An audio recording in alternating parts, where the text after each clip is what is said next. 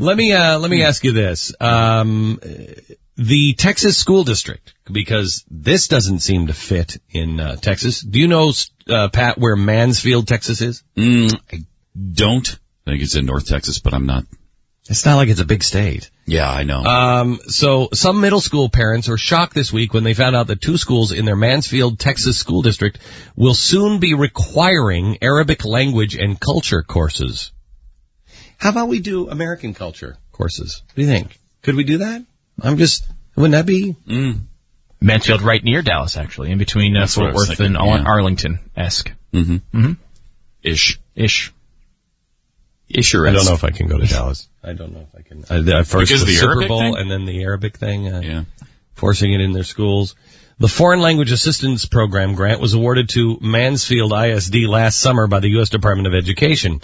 As part of the $1.3 million grant, Arabic classes would be mandatory at Cross Timbers Intermediate School and Kenneth Davis Elementary School. The program would also be optional for students. Why is it mandatory?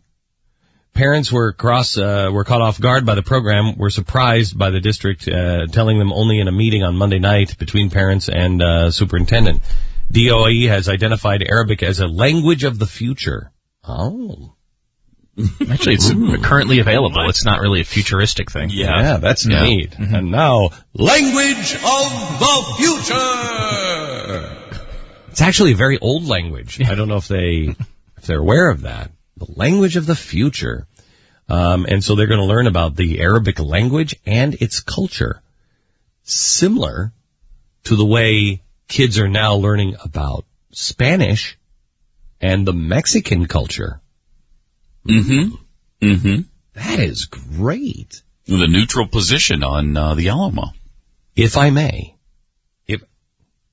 Excuse me? Oh, yeah, that's been going on for a while. I'm sorry, what? A neutral position on the Alamo. And but you wouldn't want to take a stand on You don't want to take a stand on the Alamo. That's too much. You don't want to do it. Controversial. So, you could offend some students. Yeah. You're not saying in Texas that there's a neutral. Yes.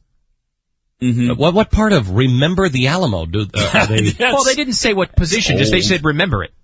So you just we want to make sure you recall it occurred. Remember how bad those rebels there were. Those 177 guys, 188, whatever it was, that shouldn't have been there in the first place. They didn't belong there. Right. And they're not saying form your opinion. They're just saying remember. Recall that the event took place. That it happened. So we know what happened.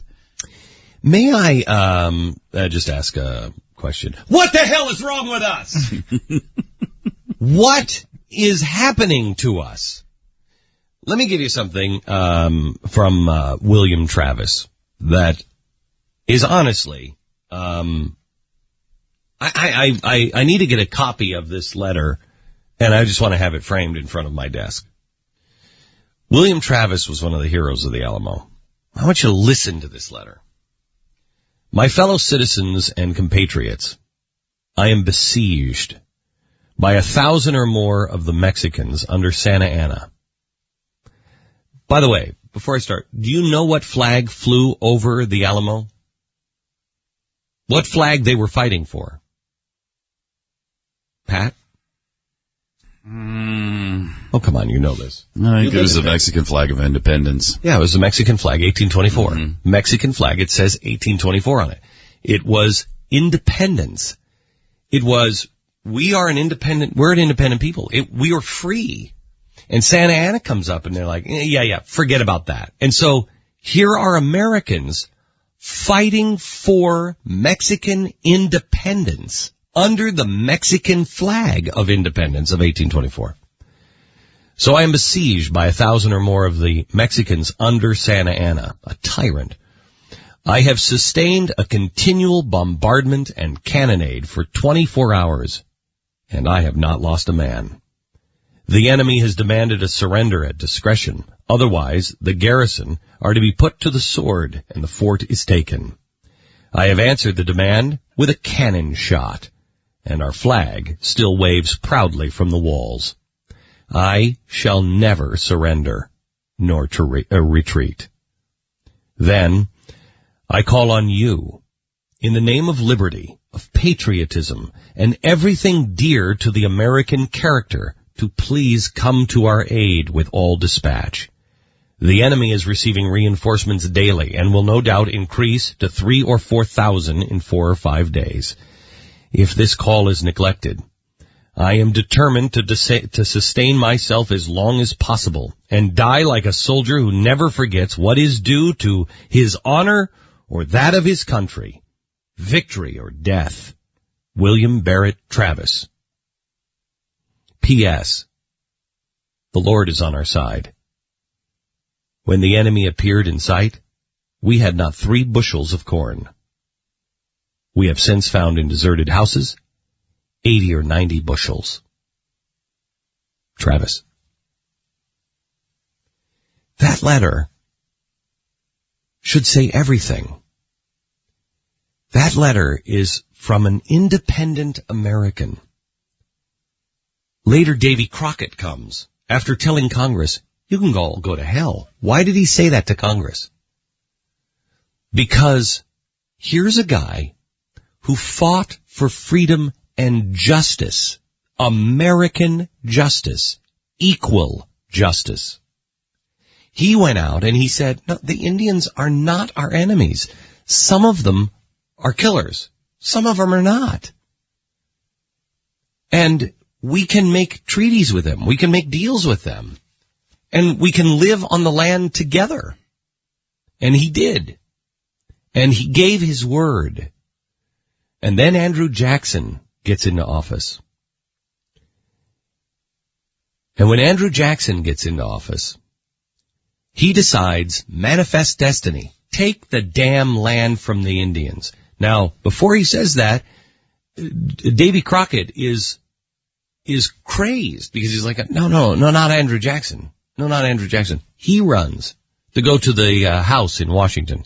Here's a guy that if you ever read his actual words in transcript, you can barely understand what he's saying. He's like, hey, not gonna give me one of them raccoon thing and put it on my bug, and then we're going, and then we'll all have soup. You're like, what the hell is he even talking about? He lost his first election. Andrew Jackson stopped him. He wins the next one, and he goes to Washington, and he said, I am at no man's bidding. I bark for no man.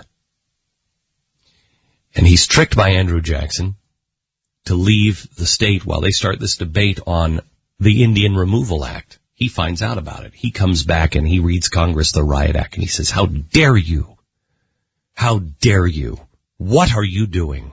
And he leaves, and as he leaves Congress, he looks at him and he says, you can all go to hell. I'm going to Texas. Well, he was from Kentucky. Why is he going to Texas? Because he heard of a group of Americans that were standing for something that meant something. Not even their own independence, another man's independence, the Mexican independence at the Alamo. And he rides down, and he joins Travis, where Travis has drawn a line in the sand. This is where it comes from. I'm going to draw a line in the sand. We're all going to die.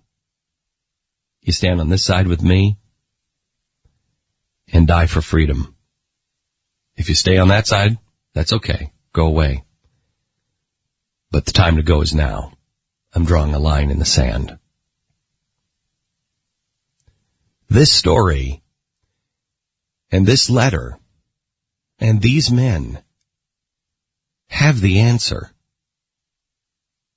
And now you're telling me, not only are we teaching Arabic and culture, when we can't even teach American culture, we'll teach Mexican culture, but we are neutral on the Alamo?